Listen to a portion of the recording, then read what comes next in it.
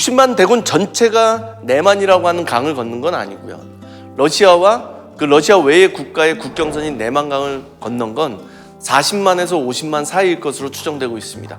어쨌든 당대로서는 보기 힘든 대군을 이끌고 나폴레옹은 러시아를 향해서 진군했습니다.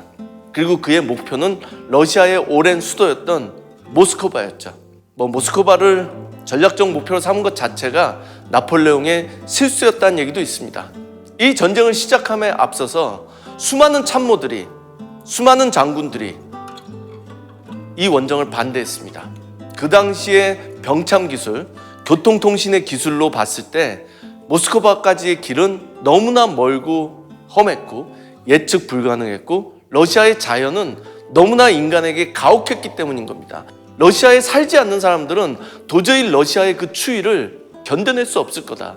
그럼에도 불구하고 나폴레옹은 모두가 반대하는 이 원정을 감행합니다. 왜? 본인은 할 수 있다라는 그 오만, 나는 남들과 다를 거다라고 하는 그 오만.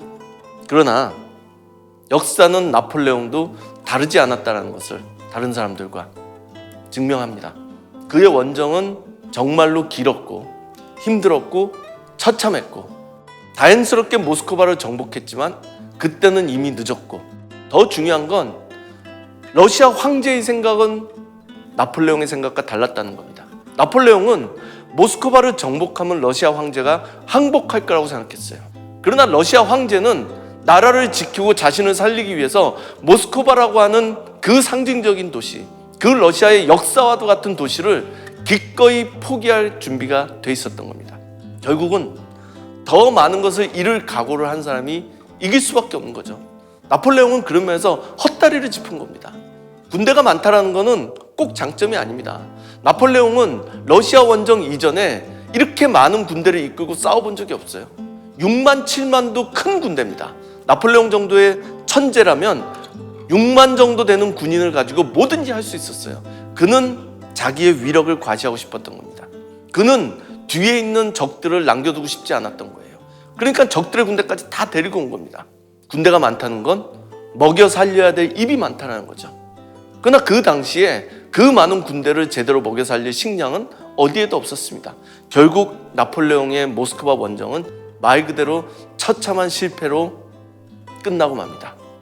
그리고 이 처참한 실패가 나폴레옹의 모든 적들에게 다시 한번 용기를 북돋워 줍니다. 나폴레옹도 우리랑 별 수 없이 똑같은 인간이다.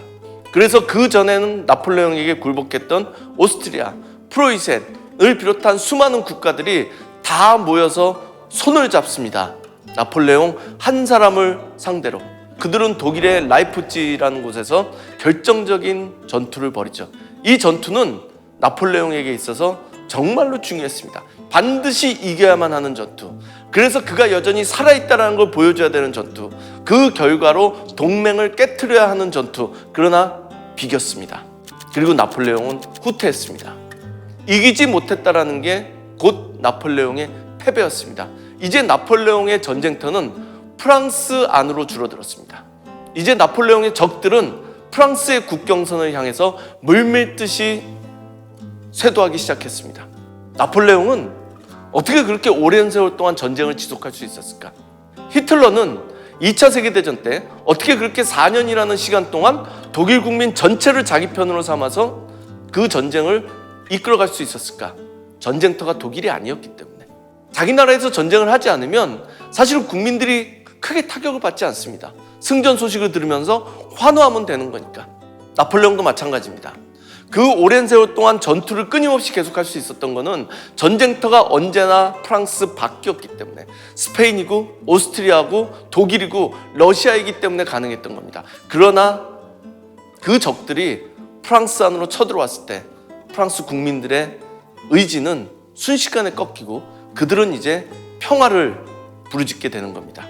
나폴레옹의 천재성을 보여준 마지막 전투를 우리는 6.1 전투라고 얘기합니다. 1814년에 6일이라고 하는 그 짧은 시간 동안 4번에 걸쳐서 끊임없이 전투를 하고 그 전투에서 승리하는 나폴레옹.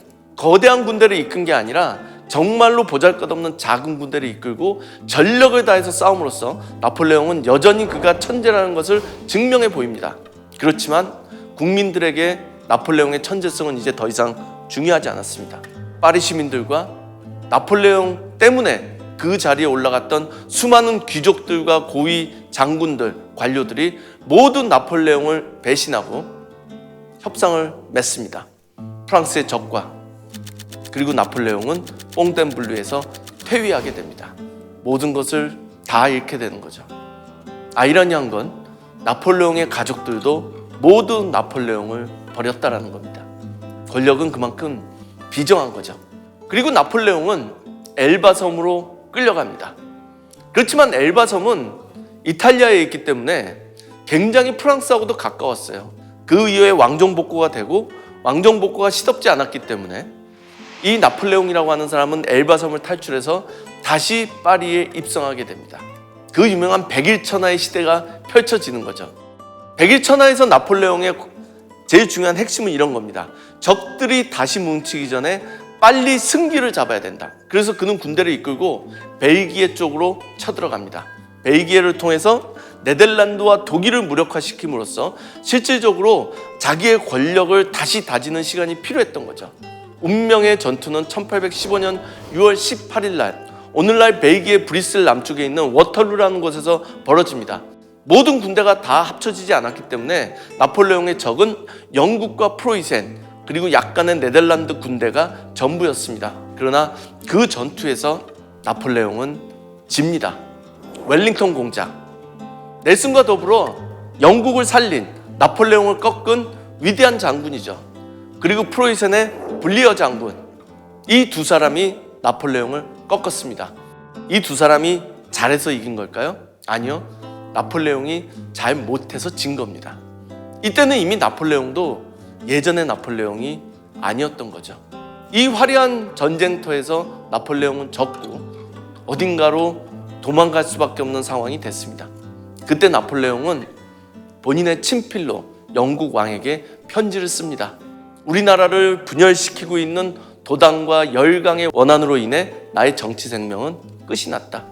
나는 테미스토클레스처럼 영국 국민의 품으로 가려고 한다. 중요한 건 이런 겁니다. 그는 테미스토클레스처럼이라는 표현을 썼습니다. 고대 그리스의 위대한 정치가죠. 아테네 민주정을 지킨 사람이고 페르시아 제국을 상대로 싸워 이긴 사람이고 민주주의 국민들한테 버림받아서 페르시아로 망명해서 생을 마친 비운의 장군입니다. 그 사람한테 자기를 비유한 겁니다. 자기는 영국의 적이었지만 영국의 품에 안기려고 한다는 거예요. 왜? 나의 적국 중에서 가장 강대하고 부동하지만 중요한 건 관용한 국가라는 겁니다. 그래서 전하와 영국 국법에게 나를 맡긴다. 영국의 법은 나를 그렇게 함부로 대하지 않을 거다. 영국이 유일하게 믿을 수 있는 법치 국가라는 것을 아이러니하게도 영국을 그렇게 무너뜨리려고 했던 나폴레옹조차도 인식하고 있었던 겁니다. 그러나 영국은 관대하지 않았습니다. 영국은 나폴레옹을 남대서양 고도인 세인트 헬레나라고 하는 섬으로 보냈습니다. 지금도 찾아갈 길이 막막한 그 세인트 헬레나, 그곳에서 나폴레옹은 최후의 6년을 고독과 회환 속에 살았고 생을 마감했습니다. 세상이 변해서 그가 죽은 뒤에 그는 다시 파리로 화려하게 입성했고 그의 무덤은 오늘날 앵발리드라고 하는 곳에 화려하게 장식되어 있습니다. 그렇지만 결국 나폴레옹이라는 천재도 그 위대한 혁명의 아들도 유럽을 지배했던 황제도 자신 내부에 있는 적, 교만이랄까요? 오만이랄까요?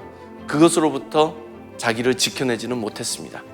그렇게 황제는 화려한 인생의 막을 내렸습니다.